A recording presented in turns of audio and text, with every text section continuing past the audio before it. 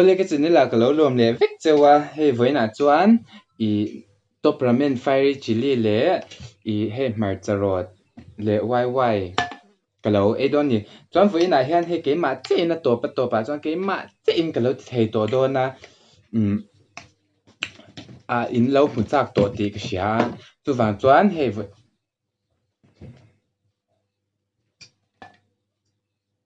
hotel về có độ nghe lâu tùy đôn hotel về đôn ấy à đôn mà rổ rổ tới toàn cái ấy đôn rổ rổ tới cái mà cho em với em chụp cái xem đó cái gì kha ấy đôn rổ rổ tới toàn hotel về đôn anh mấy đi ấy đôn rồi rồi phải sút đạp ấy thế đấy luôn toàn mà rồi này em rồi hàng cái sao luôn sẽ mà bố quên thôi đâu mà rồi ạ mình em tuần nó mà lớn thì hiền đôn nhìn à ấy mì rồi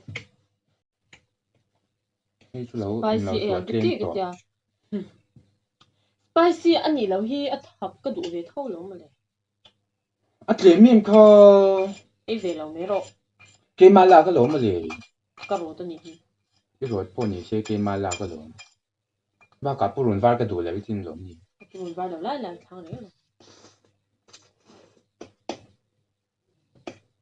hay là chua tùy đồ rằng bún tùy đâu vậy rồi là hết rồi nghe cái mà trên chị về sẽ khai cái chỗ lợn như mình ngay tuần nha ông lời anh ngày thế thế nếu có bữa này ông lên lỗ kha chuột về cút kha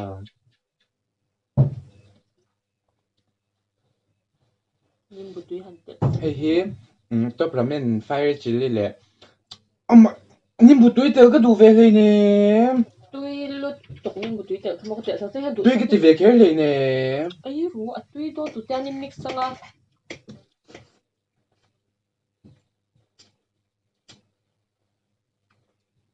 mua là mà đâu cái hả à tùy đâu em hi à hiên à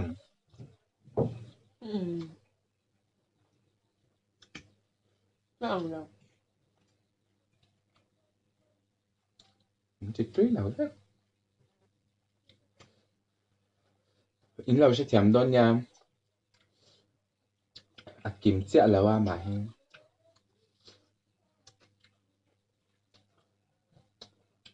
原来就错个han chứ anh tao anh lên xem lưu tục à chính đi chế về xíu mà mày năng là nghĩ khá chính xác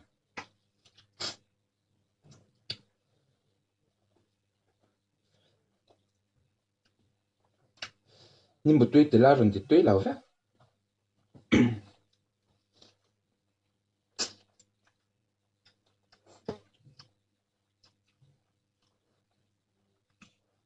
spicy in còn ăn cái gì vậy thôi thì mình tung thấy bị cái gì khá sống nhị lết trời tung dễ nhỉ khả năng xong rồi mình lên mình ấy chứ lại thôi spicy sống cái mình như thế nè spicy thì chú giải liệt thì mình nha giải liệt thì sống cái giải liệt thì sống nhị lết cái thôi ai khăn tụi nó quên cả là xem kiếm thế rồi bây giờ tùy thật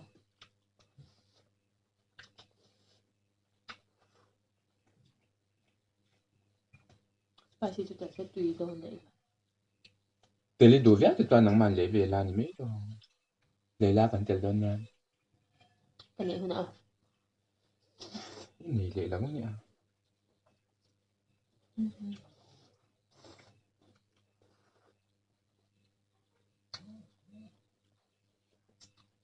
có chung chả gì à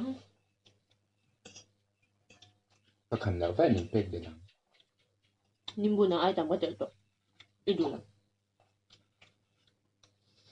mà giống giống con cái là mình đã trên đủ đâu chút à rồi như một bằng đòn vàng đấy ủa mình nghĩ là vì chúng sao cái xíu thái xíu cái đồ là về đồ là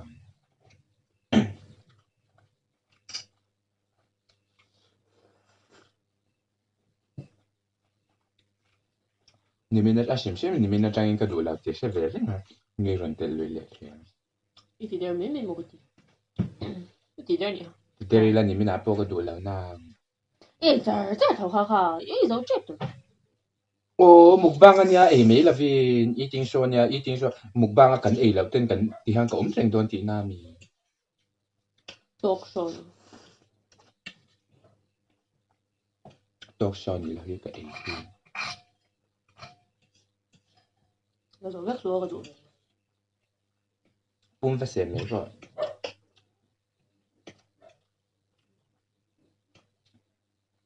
아빠가 깜배라. 안 하면 해 다 뻑네. Thì hai mày phải sẽ là mấy đâu.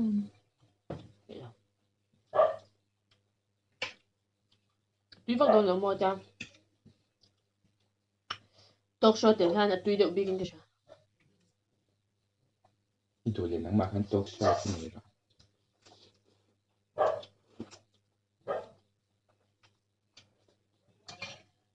La cả hết rồi.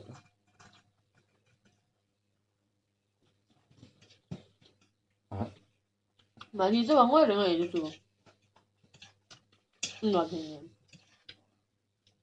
Ngon chẳng là về. Tôi vàng tôi là một bang nạp bộ cái trồng về. Trồng là toàn tụi mình anh rây bị là bà. Nói bao hành anh rê bể chọn là bằng. Ít thịt thế. Thì sẽ phết. Trồng sật rất là anh rây bị.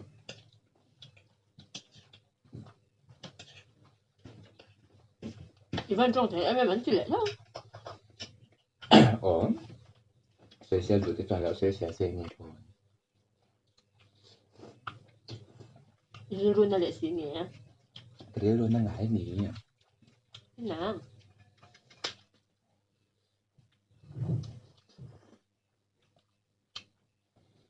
Mà kia mà ra tụi nghe nhìn bút tiền ngài. Là thì là khó. Ý nhìn 이 분자 là thì là con này phía nên nó xóa thế rằng là lộn tiền nó rút không thế rằng là lộn. một bằng ai thôi thôi có thể nè. Thì ra gần tiếng à. Thua vết đón xin mà ra cả. Thua rằng miang nhưng bút tuy lộn. Tùy lắm vậy. là rồi. Thì khoan như là thế đó lộn.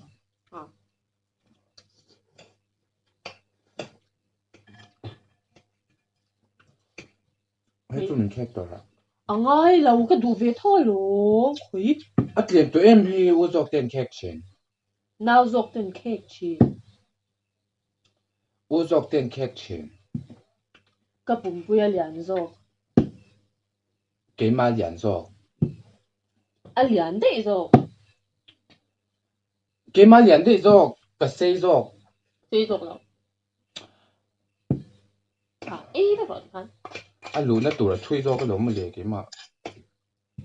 cái là vắng là lai dọc. Xây dọc như nó lụt tầm dọc. Nãy bụng tôi là kia dọc. Kìa về thầy là mà sẽ lên chậm thôi rồi.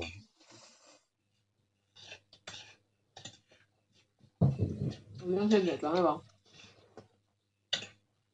Nè. Phát thú nó về. Thu đang xuống nhưng bút tuy lộn. Anh nhìn lão cái tia mình. Mày chạy chứ hối tôi ăn mấy. Phun nó to lê rồi nào. Nàng riêng là mày phun là cái giảm là mà cái phun về thì mấy là.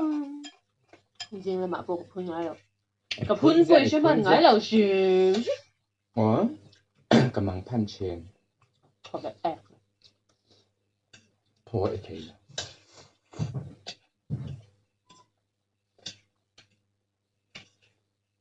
Mình chụp quay đấy rồi. Cái ấy rồi mà sắp toán đến về tháo thao. Thôi sắp tháo thao. Tầm đâu như thế nó không tội chứ. Nghe tầm dòng mình kẹp.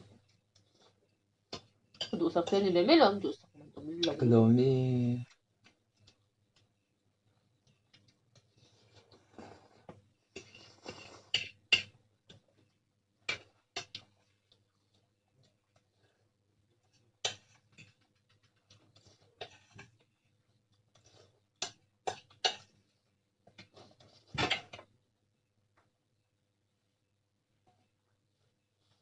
Đem.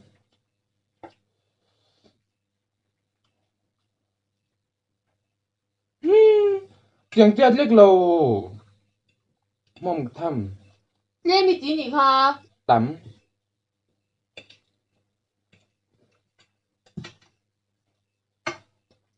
Hey, mình phải đón một cái chăng? bún gió về lỗ là cái cũng đâu bún cầm liếm này là này biết là cái này là cái sao cái này là dạ này tôi là phải rất không ai là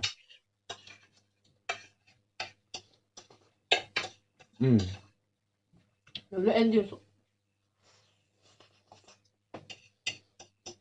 cái dấu phải vất rồi 이름 중전 되냐면 cái mà cháu lâu thì tung khắc nhà mà xe muốn nằm tổ răng lâu muốn nằm ta lâu nhỉ pun mình lâu sẽ thiam mula ni đang cái ni mule chèo đón nha bye